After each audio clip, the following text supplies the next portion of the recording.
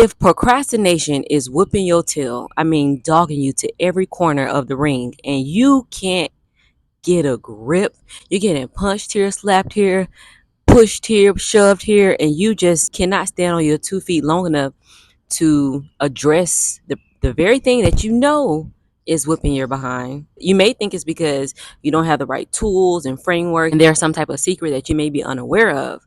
Today's video is for you. I'm speaking directly to my procrastinators because I am a fellow kind of former procrastinator. I'm going to speak directly to you. When this video ends, you're going to have at least one reframe so that you can stop getting beat up by procrastination. So that you can stop getting thrown around the ring, slap, push, shoved, unable to stand to, 10 toes down, flat footed, and, get your stance and have a good swing back. Let's get our form right. Let's get our form correct so that we can swing back at procrastination. Maybe the swing ends in a hug because maybe there's some superpowers in there. I don't know. Let's get into it. All right, before we continue, if you are new here, my name is Spivey J. If you aren't, thank you so much for coming back. And on my channel, we talk about mindset mastery so that we can transform our life so that we all can get more fulfillment out of this life. And one thing that I found to be extremely helpful in changing my life was to take action. And I don't mean little action. I don't mean writing a thought down. I don't mean little bitty action. All right. Tony Robbins calls it massive action. And it's true. When you take massive action and you completely shut off anything that was previously holding you back, best way that I've taken massive action is to challenge myself for a long period of time to do something that at one point in time on day one seemed huge, right? It seemed like a big deal, but by day 100 it was like easy peasy, part of my routine, part of my habit. I don't even have to think about it. I'm going to get this done every day. So if you're interested, I highly suggest you jump into some type of challenge or whatnot. I help guide you through, and that's what I talk about here on my YouTube channel. If that interests you, please be sure to click that subscribe button. One quick tap, it would mean so much to me. All right, let's get back into today's video. Okay. Procrastination has been tearing you up. All right, so how do you know if procrastination is working in your favor? So what I find for most of us procrastinators and the people who are really good at procrastinating is you have been okay after the procrastinating event happened. Like it didn't affect you enough to the point where it forced you to change. And so you continue this habit so much so that it's embedded in you that the best work that you could ever do happens at the last minute. It happens when you are under an immense amount of pressure. And the pressure is usually external. It's hardly ever, from you. So you're procrastinating to the last minute. Even though you had a week to do work on your to-do list, you waited to the last minute to get done exactly what you needed to get done, causing an immense amount of stress. Now you may be thinking, you're only stressed during that time that you are working on whatever it is to get it done in the last hour. But actually, you've been adding stress the whole time since you knew what you needed to do and didn't do anything about it. But it just came on in this big rush in probably, what is it called? Endorphins or whatever the hormone is. It's like a rush in adrenaline when right before it's due, and you felt like that's where the stressor was. But really, you have been building and adding stress for the time period from when you knew what you needed to do until you got it done, and then it just blasted off in that last hour. So that's probably why you think, oh, it doesn't stress me out. Actually it does, because it's mental load. It's something that's weighing you down, that's invisible, but it's still weighing you down because your body knows that something is due. Okay, so but because you've been able to get an A+ in the last hour, because you've been able to make the TSA line in the last 2 minutes to get to your flight on time, because you were able to apply at the end of a deadline and still get in and accepted into whatever you were applying for, or because you made it to the gas station right before your tank was on E and you had like nothing in your tank, you have like decided that actually procrastinating is my superpower. Now, fellow procrastinator, let me tell you this. It is great. It is a great skill to have when it's necessary, right? When there are things out of your control and you're able to think on your feet quickly, critically, logically, and get things done without emotion. That's when it's beneficial. But for the most part of your life, the procrastinating that you've been doing really isn't life threatening. It isn't, that type of emergency where it's a necessity at the last minute. But you continue to do it because you're comfortable. You're comfortable getting slapped in the ring, pushed and shoved by procrastinating. You're comfortable in the ring with procrastination. But lately, there's a calling on you. There's a pulling on you that's telling you that something needs to change. There's something pulling you, telling you that you need to change, or you will continue to go live your life passively, allowing everything to unfold instead of taking massive action, putting effort into what you want to unfold. Okay, we can have all the excuses. If there is one person with a similar background to you that has done something that you are interested in or has made a way out of no way, I feel like the excuses, we pretty much don't really have many excuses, because there has been a person with no legs to win a foot race. There has been a person that was, you know, come from nothing and has become something, right? So it's kind of hard for you to really have valid excuses, besides, of course, mental health and mental health awareness and those things that I don't have a say so in. I'm sorry, the things that do, truly hinder us. But outside of like medical things, then for the most part, I mean, no legs in a foot race is medical. But okay, let me just continue.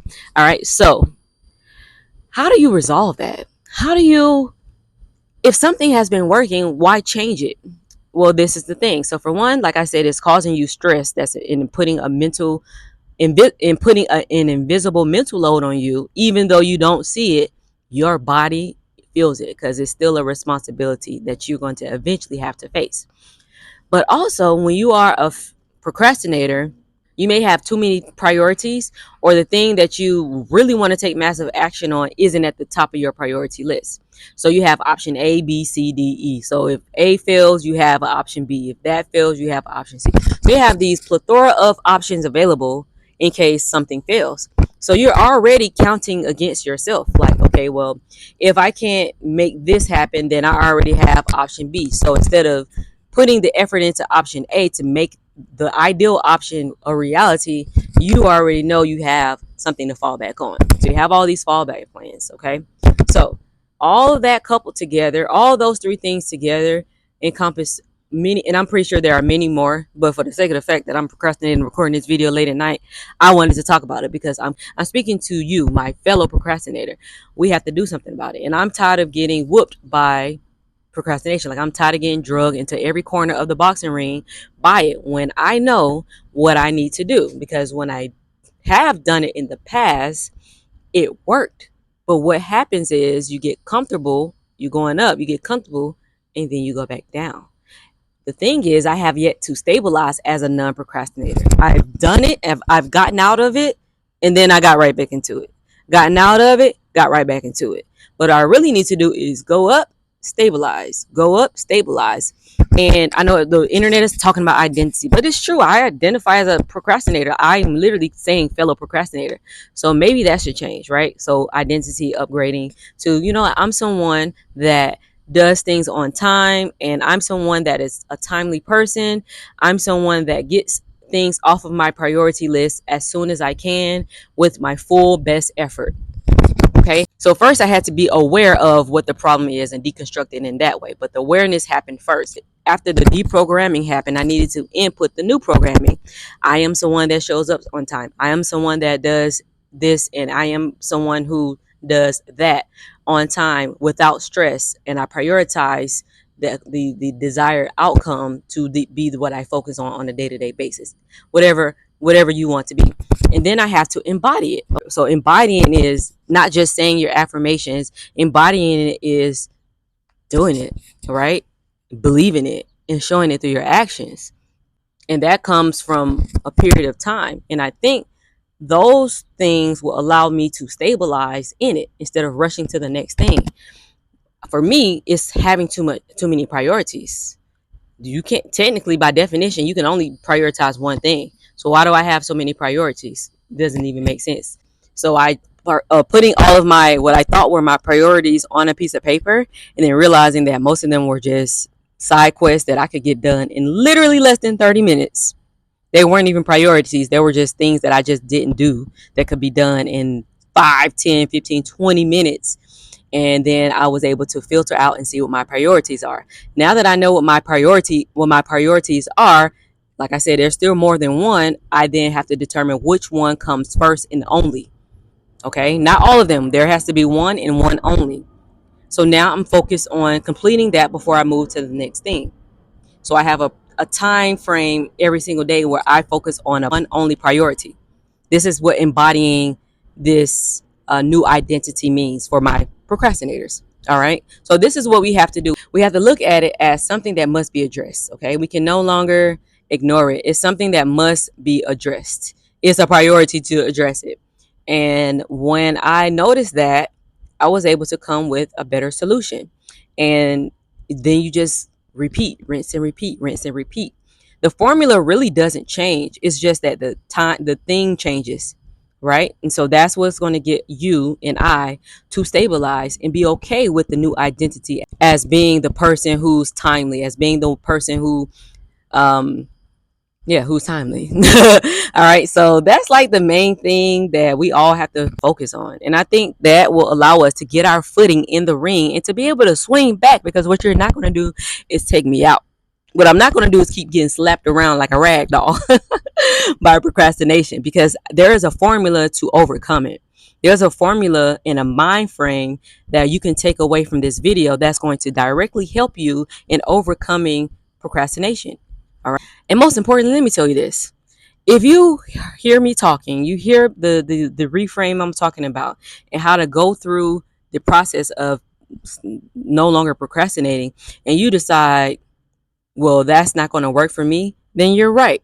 But if you want to challenge yourself and to upgrade your life so that you can truly get more fulfillment out of this life, there's going to come a time where you have to put your ego down and realize, let me try something new and maybe I can get different results. Okay. I'm not saying I created this formula. This is just what has worked for me. And this is what I've seen work for other people. So then we're just going to rinse and repeat, because why reinvent the wheel when there are already perfectly functioning wheels? All you should do, be focused on, if you want to make it unique to you, is add your own razzle dazzle rims. So that's all I have for today. If you all could just, talk to me in the comments, let's talk about it. Were you a former procrastinator, or are you a procrastinator that no longer wants to be that, and you want to be someone who's timely, who's prepared, organized, and ready and focused? Let's talk in the comments. All right. In the meantime, in between time, I truly appreciate you watching today's video. My name is Spivey J, and I really do hope you have a beautiful day. All right. Peace. You're beautiful. I hope you know